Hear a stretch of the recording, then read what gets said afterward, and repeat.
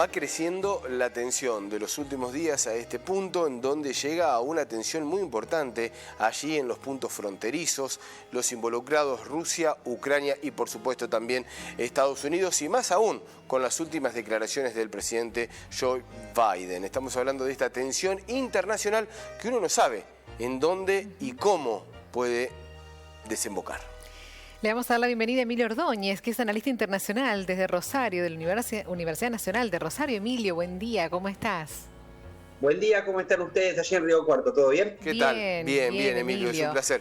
Contanos un poco, porque esto es hora a hora, minuto a minuto, ¿no? Las últimas novedades que hay en este conflicto que va creciendo minuto a minuto la tensión. Bueno, las últimas novedades no son buenas en términos del clima que se vive en Europa con respecto a estas renovadas tensiones con Rusia por su despliegue de cerca de 100.000 tropas en las zonas cercanas a la frontera ucraniana. Ejemplos, no sé si menores, pero gráficos del clima que se vive son el desplazamiento por parte de Suecia de tropas a la isla más grande que tiene en el Báltico, este país, la isla de Götaland. Dinamarca contribuyó con 4 portaaviones a la estructura defensiva de la OTAN. Son movimientos militares que no prefiguran específicamente un clima de guerra, pero sí prefiguran un clima de muchísima inquietud con respecto a las declaraciones cruzadas que vienen dándose entre el gobierno ruso, los representantes de la Unión Europea y el gobierno de los Estados Unidos. Emilio, volvió a amenazar en este sentido que en el caso que Putin invada Ucrania, que Rusia invada Ucrania, lo lamentará, y en el caso de Putin aclaró que cualquier tipo de sanciones y que no se cumplan las demandas previas con las cuales Rusia había iniciado las negociaciones la semana pasada implicaría necesariamente una ruptura de las relaciones. En este clima estamos hablando cuando hoy por hoy analizamos, como ustedes dicen, minuto a minuto la realidad de esta nueva crisis ruso-ucraniana, que aparenta ser un poco más una crisis ruso-occidental por ahora. Sí, discúlpame Emilio, Mercedes, digo para aportar un dato de último momento, porque es España quien se sumó ahora, y esto es noticia de último momento, a aportar aviones caza y los pone a disposición de la OTAN, y también enviará una fragata de mar allí al sector. España también se suma, quería aportar esto nomás como noticia de último momento de los países que están movilizándose. Emilio, están movilizándose, pero no hay todavía un clima de guerra, sí hay un clima de muchísima tensión y nadie sabe exactamente en este momento, ahí pasó la pregunta. Nadie sabe exactamente en este momento cuáles son los objetivos de Vladimir Putin. De aquí también viene algo de la inquietud y el despliegue de tropas en las cercanías a la frontera rusa. Sí, decime, por favor. Sí, quiero que volvamos un poquito al tiempo, que nos expliques cuál es el conflicto entre Ucrania y Rusia. ¿Por qué se desencadena en todo esto que está pasando ahora? Básicamente esto viene desde el año 2014, cuando Rusia anexa la península de Crimea y en la lógica del Kremlin la devuelve a su dueño original, o sea, a Moscú. Esto tiene que ver con el cambio de gobierno, una especie de golpe de Estado que hubo en Ucrania en el año 2014 y que reemplazó a un gobierno decididamente prorruso por uno pro-occidental. En la visión de Putin, Ucrania, que es históricamente la cuna de Rusia, ahí existió la primer gran ciudad, el Rus de Kiev, que representó el origen de lo que hoy es Rusia. Por tanto, hay vínculos históricos y culturales que Rusia no puede deslindar a la hora de este conflicto. Bueno, a partir de aquí se suceden lo que tiene que ver con tensiones que involucran a Occidente. Recordarán ustedes, hará 15 años, para poner un número redondo, que existieron lo que se llamó revoluciones de colores. La revolución rosa, la revolución naranja, en Georgia, en Kirguistán, inclusive en la propia Ucrania, la revolución naranja. Estas son revoluciones que impulsaron a gobiernos pro-occidentales en lo que es llamado el extranjero cercano, esto es la zona de influencia natural de la ex Unión Soviética, hoy Rusia, y en todos los países en los cuales se dividió cuando Rusia se rompió, implosionó en el año 1991. Lo que Rusia no va a permitir en este contexto es que estos países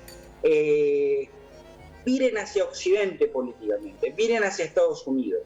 En este sentido, el temor de Putin es que, además del desplazamiento de tropas hacia su frontera por parte de la OTAN, incluyan tanto a Ucrania como a Georgia en el entramado militar, ya sea como país asociado o como miembro pleno de la OTAN, lo cual significaría para Putin una crisis de seguridad con baterías de misiles emplazados en países que forman parte de su zona de influencia.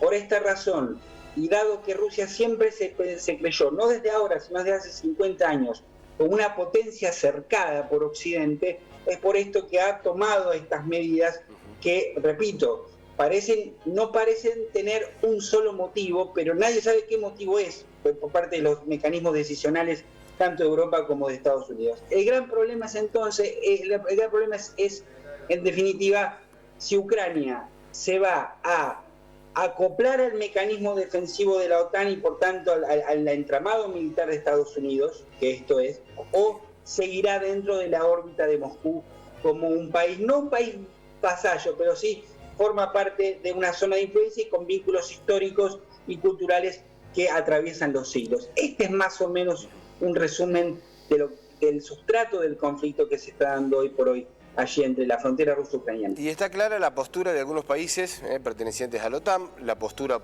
de Estados Unidos, por supuesto.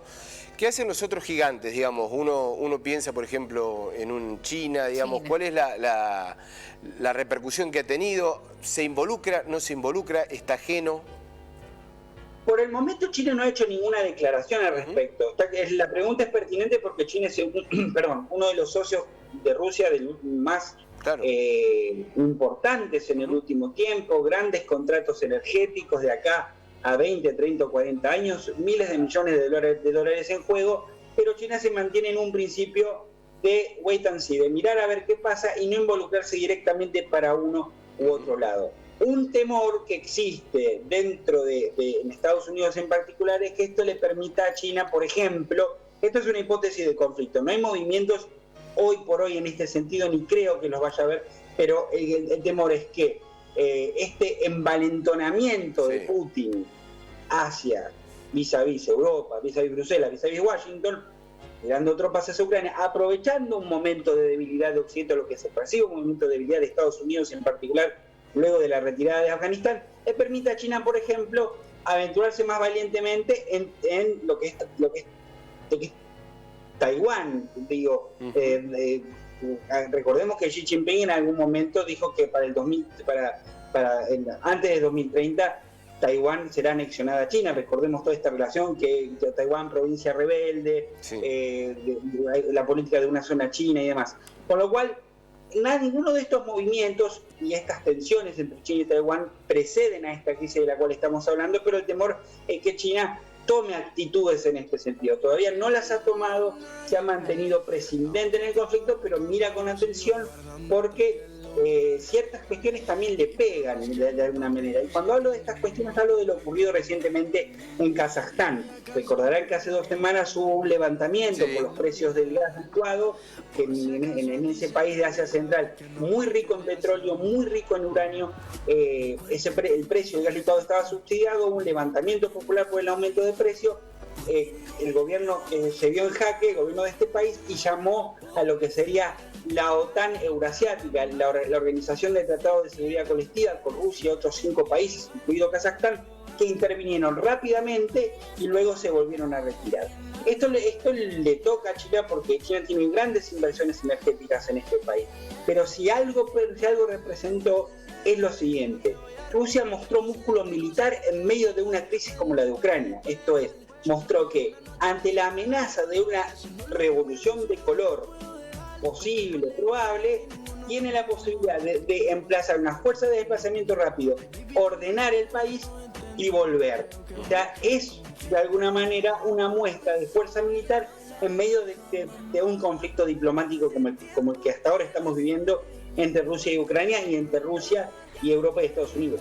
Bueno, fuiste muy claro, Emilio, y lo diste a entender. La pregunta es, no se sabe dónde va a terminar esto. Todavía no. No se sabe dónde va a terminar esto. Yo tengo una opinión personal, si interesa.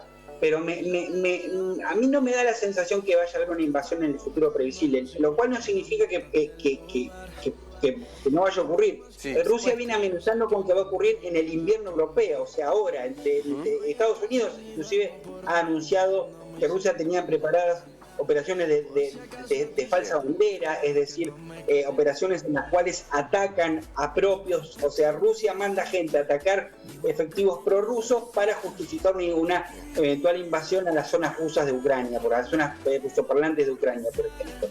Pero la verdad que creo que cuando uno revisa este conflicto, no hay que pensar linealmente en lo que Putin quiere. Tradicionalmente Rusia se maneja en un nivel bastante multidimensional, no es que desea solamente reformatear el sistema de seguridad europeo, mantener una zona de influencia fuerte. Claro, como vos decías, Emilio, ¿no? Por ahí el conflicto, digamos, no se sabe bien qué es, hacia dónde va, qué es lo que pretende Rusia. Entonces ahí es bastante difícil saber hacia dónde va a terminar, ¿no? Claro, maneja motivos multidimensionales. Me parece que por ahí viene la clave. Emilio, gracias, Emilio. Muchísimas gracias. Por favor, un abrazo grande y gracias por el llamado. No, por favor, vamos a seguir en contacto porque ojalá que no, pero aparentemente pinta para algo más largo. Un fuerte abrazo. No, pero bueno, ahí estaremos. Muchas gracias. Hasta luego.